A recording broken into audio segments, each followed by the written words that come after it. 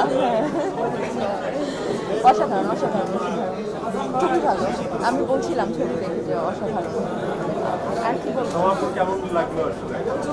অসাধারণ। আমি বারবার একটা কথা বলছি যে প্রিয় মালতী একদম আমাদের আশেপাশে ঘটে যাওয়া গল্প। আমরা এইসব ঘটনা ঘটে ফেসবুকে স্ট্যাটাস দিই, স্যাড হই, মন খারাপ করি, দুদিন পর আরেকটা যখন এরকম আশেপাশে ঘটনা ঘটে আবার সেটা নিয়ে কথা বলি, মন খারাপ করে আবার ভুলে যাই। কিন্তু প্রিয় মালতী আমার মনে হয় গল্পটাই এই জন্য চুজ করা যেন আমরা এত সহজে এইসব ঘটনা না ভুগি। এবং এই যে মালতীর সাথে যেটা ঘটলো, মালতীর যে স্ট্রাগল লাইফ, এটা প্রত্যেকটা নারীর জীবনে নানানভাবে আসে। হয়তো মালতীর জীবনে একভাবে এসছে, আরেকটা নারীর জীবনে অন্যভাবে আসে।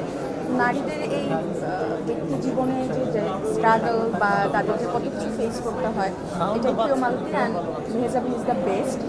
আমার মনে হয় মালতী মেহজাবিন ছাড়া সম্ভব হতো না। তো থ্যাংক ইউ। আমরা আমাদের হ্যাঁ না দেখে কমেন্টস করবো অবশ্যই দেখেছি, বসে দেখেছি, একদম পুরোটা দেখেছি, খুব ভালো লেগেছে। আমি যেদিন রিলিজ হয়েছে সেদিন থেকে আমি খুব এক্সাইটেড ছিলাম।